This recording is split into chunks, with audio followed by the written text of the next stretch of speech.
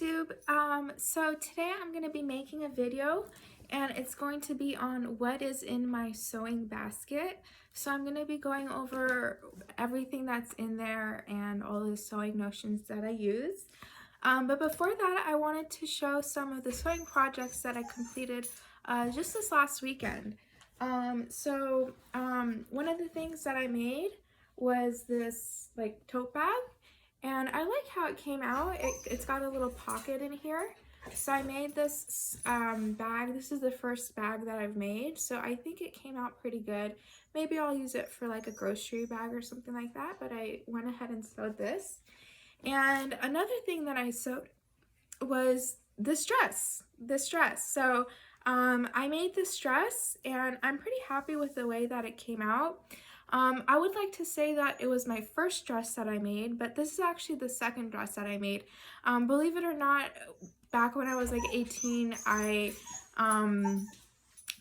was really fascinated by sewing, and so I made like a little short polka dot dress, and that was the first dress that I made. But this is years later, so I still kind of consider this my first dress. But I really like how it came out. It's got like a little belt, and it even has pockets in it. So I'm happy that I learned how to do that. And the pattern that I used for this dress was McCall's R11015. And this is it says here, learn to sew level 1. So this is for beginner sewers, but this is the dress. And this is the dress that I made, and so I'm happy with the way that it came out. I would like to say that I made it just completely by, well, I did make it by myself, but I used a website called craftsy.com, and they have like classes on teaching you how to sew, and this was one of the projects as well as the bag. So I sewed that, and it was really fun. I really enjoyed making it, and I'm excited to think about what will be in my next sewing project. But without further ado, let's go ahead and get into the bulk of the video, which is what is in my sewing basket. And this is my sewing basket. Let me see if you can see it. So this is my sewing basket. I really like it because when you open it up inside, it's got like little kittens on it, like playing with some yarn. So I thought it was cute. It's very kind of like vintagey. So let's go ahead and show you what's in my sewing basket. The first thing that's in here is tracing paper. So this I kind of realized halfway through my tote bag that I needed tracing paper. So I went out and got this. Well, my boyfriend ordered it from Amazon for me, but I got this tracing paper because you need that. The next thing I have in here are thread snippers. So I use these all the time. So these are some thread snippers. I think I have some other thread snippers in here. These are Ginger brand. Ginger? Is that right? I think that's right. But I actually haven't used these. I just use these Singer snip thread clips. But this is supposed to be a good one. I think I have some, I'll show you some other like Ginger scissors that I have in here. But these are some thread clips.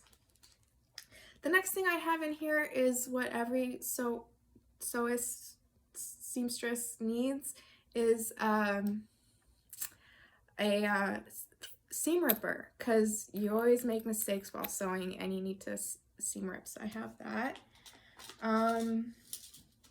What else? I have some sewing needles in here.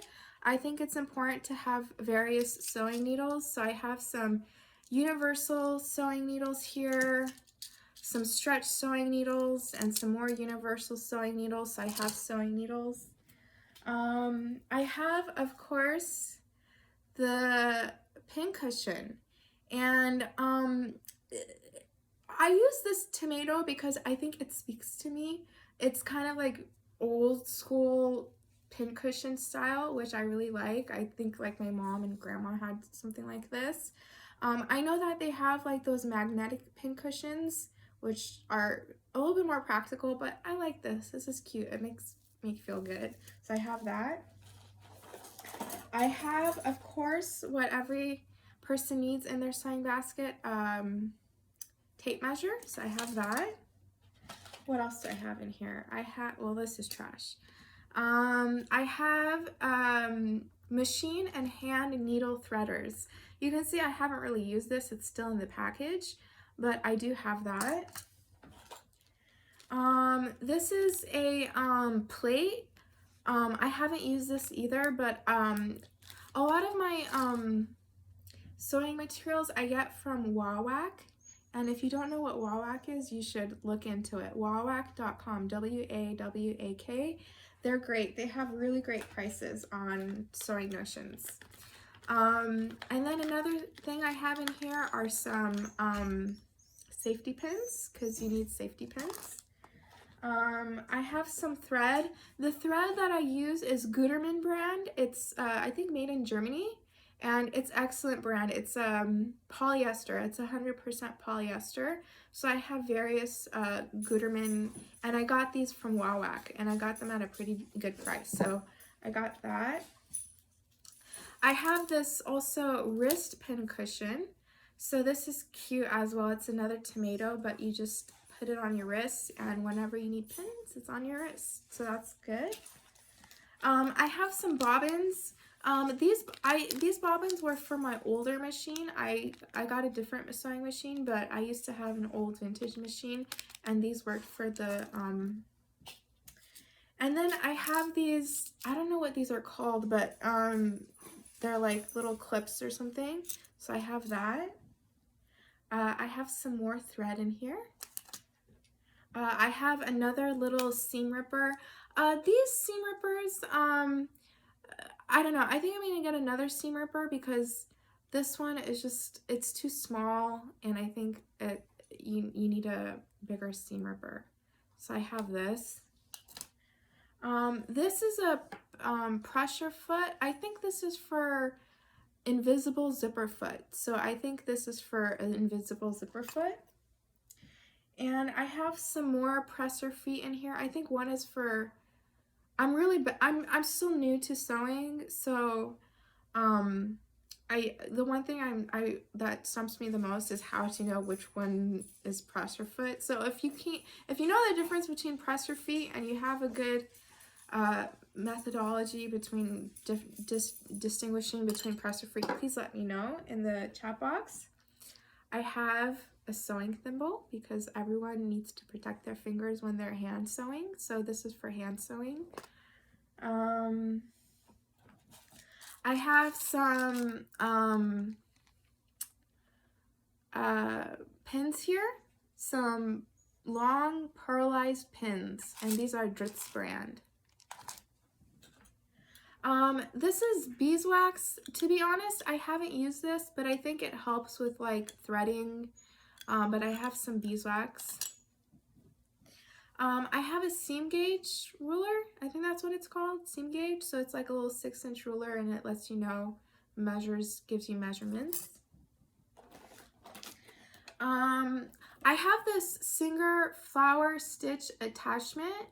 So I saw that it can do like various like flower designs, embroidery designs kind of, and I thought that was cool. I haven't used it, but I would love to use this. Maybe I can embroider this dress with some flowers. That would be nice.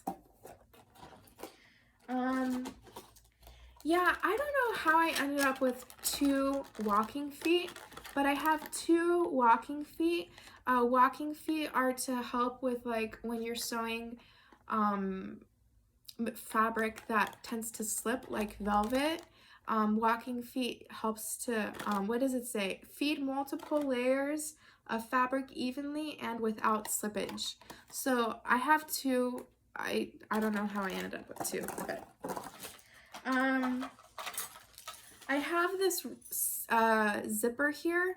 I was working on making a dress. I had a lady come over to give me sewing classes at my house. We did that for several months, but I ended up, she ended up moving, so I didn't finish the dress. So, but I just have the zipper. That's trash. I have some assorted hand sewing needles because everyone needs some hand sewing needles. I have a rotary cutter. When I was taking my beginner sewing classes, they put this on the list of the things that you need. So when I was like making a pillow and a pillowcase, this came in handy. What else? I have various pens and marking pencils. When I was making this dress, I needed a white marking pencil because this is a dark fabric. So this is a marking pencil, and I have some various colors here. I also have marking pencils here. So these are markers and these are pencils. So I have those. I have a tracing wheel. So when you're tracing like darts or something like that, this comes in handy. So I have a tracing wheel. And a lot of this stuff, again, I got from Wawak. I have these buttons here that I got because I was planning on making some socks with buttons on them. But I didn't finish them. That's one of the things that I want to try to be better at, like finishing the projects that I make, that I start. This is a buttonhole foot, I think. Buttonholes scare me, so I don't know how to do them, but hopefully I'll learn. And I have some bobbin cases here. And then here I have some tailor's chalk. So I have them, I have like a couple colors here. So I have some tailor's chalk. And that was in the top layer. Oh, I have something else in here. I have these buttons here. So I have buttons there too. So that was in this top layer, and I don't know if you can see, but yeah, so that is what's in the top layer. So let's go ahead and look at what's on the bottom here. I have some Sharpies. I don't know if this is the best thing, but I use this when I'm tracing patterns or something, so I have Sharpies. I have some fabric clips. So I thought this was such a cute little box, and I think this was like $5 off of Amazon. That was like really cheap, and it comes with like 100 or something in here. So this was so cute. So I got that.